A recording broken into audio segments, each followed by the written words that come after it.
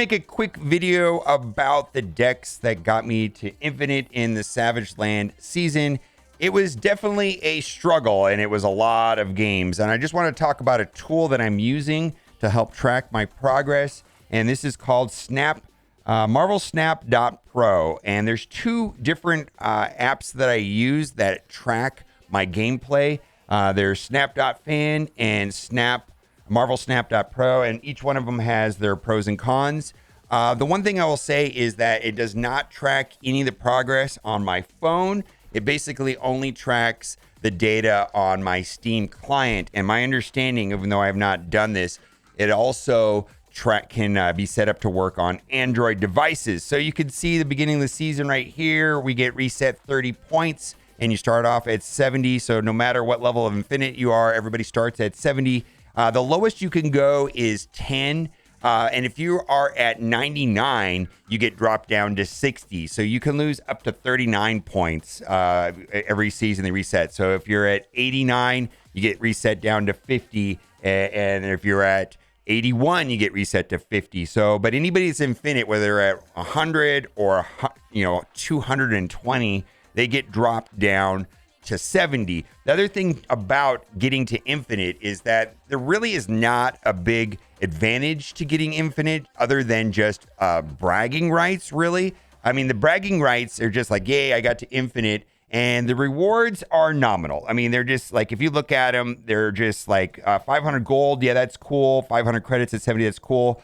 The main reason why I wanted to get to Infinite is because when you get to level above a level 100, you can't drop below 100. So as a content creator, I wanted to just, go hard and get to 100. That way I can build deck lists and try different things. And one of the main things that I want to try, and maybe, because a lot of these decks that I'm going to be showing you, you're going to say, well, I don't have this card. I don't have this card. But one of the things that I want to try now that I'm in Infinite is, I want to try this deck right here. Is this deck viable in Infinite? I've been hearing from other people on Twitter. This was a screenshot off of Twitter where people are at low collection levels, like lower collection levels, like 500, 600, 700, and they're going Infinite with this deck list. Well, now that I'm at 100, I can try this deck list, and it has Zabu, and I'm hearing that people are going to Infinite in 3 days or something like that. Let's get into the 4 decks that I primarily used to get to Infinite. The first one is called, I don't know. I just gave them random names. I don't know, and I get all these decks. But the first one right here is Toxic Zabu, is what I call it. I think I got this inspiration for this deck by a streamer by the name of Kawa. And what the idea of this deck is mostly is that Dark Hawk is the win condition, and Dark Hawk needs to be fueled by some accompanying cards, typically. +2 power for each card in your opponent deck. Now, I'm just going to straight up say this about Dark Hawk because we're going to talk about him a lot. This is a broken card with Zabu. It is pay to win. He is 6,000 collector's tokens. He is pool 5, series 5. So it is what it is, right? And to make Dark Hawk work, there's 3 cards in particular. Korg, shuffle rock your opponent's deck. Black Widow, and then Rock Slide. But the main reason why I titled this Toxic Zabu is that you're trying to shut your opponents out, and it's pretty busted. Play Storm on turn 3, maybe play Zabu on turn 4. Then so then the Storm lane is locked down. The Storm lane is completely locked down, right? It's shut down. Then the other 2 lanes, you play on turn 5, you play Spider-Man into one lane and then Absorbing Man to the other lane, and your opponent on turn 6 cannot play a single card, and you can clean up with Doom and push power into the last lanes. Or Shavas makes the deck more consistent, or you can just win that way. It's a very toxic gameplay. So my experience with this deck is that it typically ended on turn 5. If I had the combo of a Zabu on the board and a Absorbing Man and Spider-Man, I had to snap before turn 5. And it basically was low cubes. I mean, it was having high win rates, but low cubes. Basically, I was only getting 2 cubes here. People were conceding. It didn't typically make it to the 6th round and get high cubes. So it was kind of very slow. I actually got kind of bored of playing the deck after a while. The rest of the cards right here, Scorpion is probably one of the better 2-drops in the game. This guy just get put into like all kinds of deck builds regardless of synergy. Rock Slide, White Queen, again, another what I'll just call a good card. She can fit into so many different builds. I can't tell you the number of times I've won this match or successfully conceded from the match just by knowing what my opponent has, or taking that information or using that card against them. Very, very powerful. No real synergy with this deck, but typically people are also running this card when they're running Devil Dino. All right, so that is the first deck that I used to climb. The second deck that I used to climb was called Big Dark, and this was about primarily exploiting Darkhawk. So I ran, of course, Darkhawk, Korg, Black Widow, and then Rock Slide. That's the standard package for Darkhawk. But I was also running Mystique, and the idea there is that I could clone Darkhawk and have multiple copies of him, or even better, getting Moon Girl and running multiple copies of Darkhawk. There were many times where I'd play Sarah on I'd play Moon Girl on turn 4, Sarah on turn 5, and then I drop 4 Darkhawks on the board, which was crazy. So this deck was mostly about exploiting Darkhawk. Now, the one thing about the deck that I did not like is that it was vulnerable to getting blown up by Shang-Chi quite a bit. And if you didn't draw into Darkhawk, it didn't really pop off. But it was very explosive on turn 6. Sometimes you're just dropping your hand and getting a lot of points and a ton of cubes. I didn't find it to be that as consistent as the next deck we're going to talk about. The next deck is called, I just called Just Win Baby. And this was a deck that I heard about from TSLG. He heard about it from somebody else, so I don't know who the original originator with it. Tons of pay-to-win cards in here. But this is a combination of Silver Surfer and Mr. Negative and Zabu. And this was a very good deck at putting up a lot of power. So Bast is a pool 5 card, and a lot of people say, I don't get Bast. Typically on this deck here, you play, even if Bast is in your opening hand, you hold it until turn 2. You play it on turn 2, and then basically set the power of all the cards in your hand to 3. And because this is a Mr. Negative deck, if you look at almost all the cards in this deck can benefit from that. All the cards in this deck. Now, Bast is typically a dead draw if you draw it in later into the game. Like, it's not that helpful, but Bast is bonkers. Then we've got Black Widow for Disruption with the Widow's Bite, and again, that synergizes with Darkhawk. Ironheart is a 3-cost card, and the number of combos that I had with like Wong plus Mystique, then dropping Ironheart and going boom. And they have that new fast forward really play when you have like a multiple combo and you suddenly go up to like 60, 70 points. The combos with that was ridiculous. And then also is a 3-drop, which synergizes with Silver Surfer. Wolfsbane also synergizes with Wong. I might have to make a separate video about this, but the featured location came up and I stopped playing it. But this deck right here just pushes out tons of power if you get the combo to go off. Brood is just a good card. I want to say that last season was mostly about Silver Surfer and Brood synergizing with each other. Brood right there adds extra Broodlings. They're all 3-cost. Also synergizes with Bast. But Silver Surfer is bonkers and just giving a whole bunch of power. The other combo that's in this deck is Mr. Negative. Dropping Mr. Negative on turn 4. Hopefully you had Bast before, so this is no longer is a -1, but it becomes a 3. And then you have 2 cards to draw, and you're almost praying for Iron Man.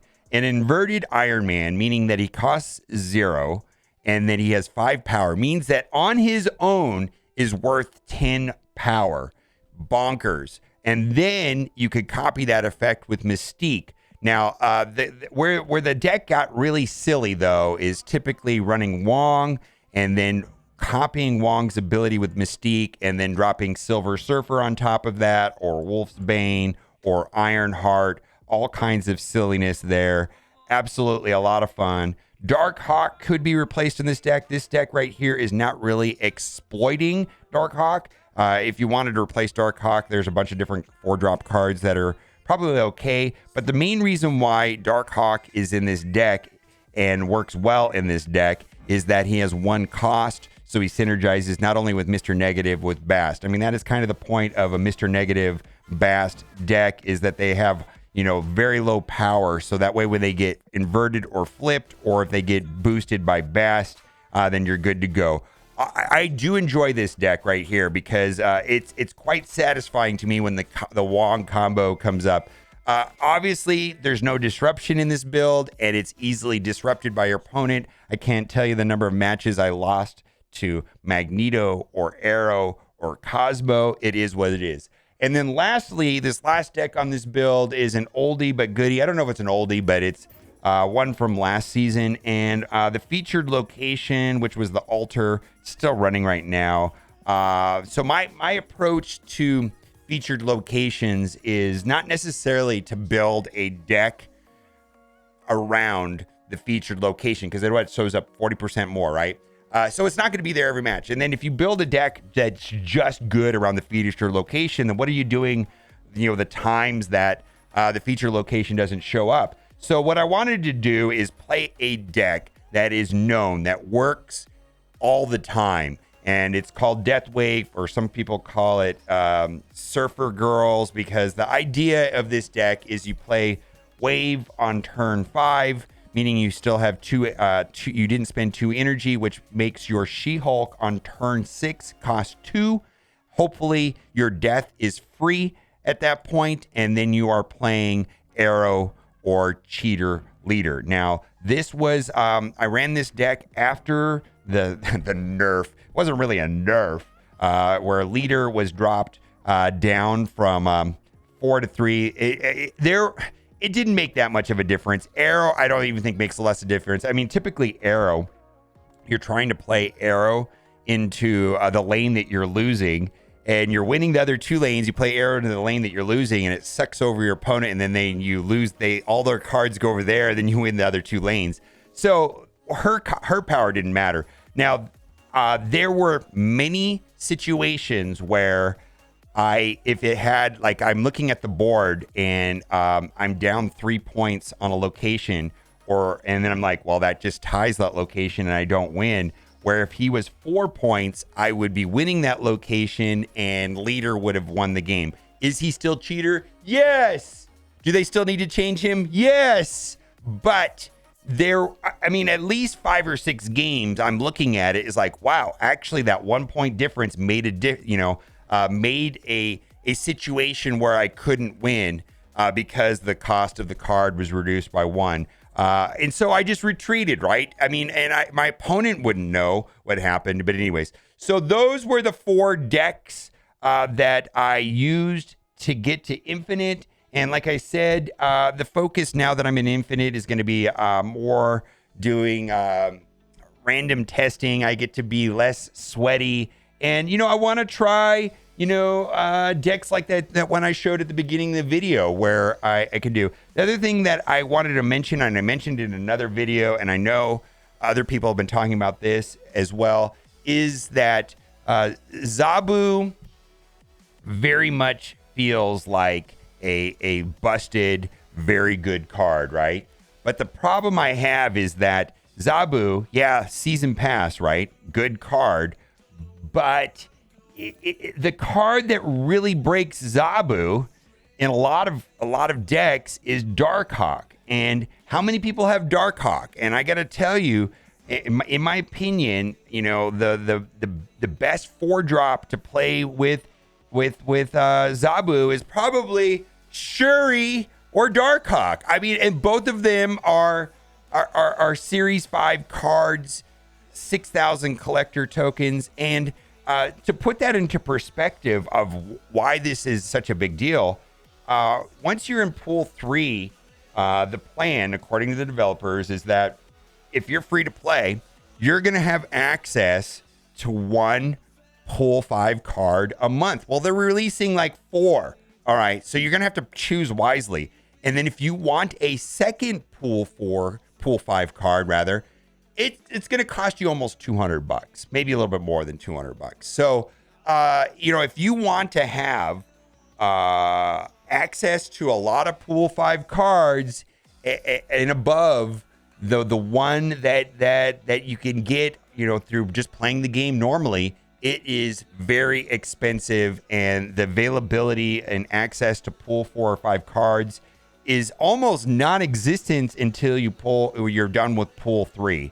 It really is. I mean, it's few and far. I mean, when you're in pool 3, you have a 1 in 4 chance when you open up a collector's reserve of getting a pool 3 card. It's 1 in 40 to get a pool 4 card, rather. So pool 3 is 1 in 4, pool 4 is 1 in 40, and then a 5 is 1 in 400. And you're not really getting that many collector tokens until you finish pool 3, because the way it works is that once you have every single pool 3 card, it's on that 1 in 4 chance that you would have pulled a pool 3 card. Instead, if there's no pool 3 cards for you to get, no series 3 cards to get, you get an average of 400 collector tokens. It used to be a fixed amount of 400 collector tokens, but now it is a random amount that's supposed to average out to 400, but it goes anywhere from 200 to 600. But you're not getting that many collector tokens. And so you have to spend like $100 and buy all the credits. And then, if you do that, you're maybe getting 2,500 collector tokens for $100, maybe 3,000. It's a random number. So that means you have to spend $200 just to have enough extra collector tokens to get a card like Darkhawk. So what this means to me is that I'm going to be, hoarding my collector tokens and spending them wisely for sure. So let me know what you think in the comment section about all this stuff. And if you have a deck that's working for you, I'd love to hear about it. And as always, thanks for watching. Keep on gaming. Bye for now.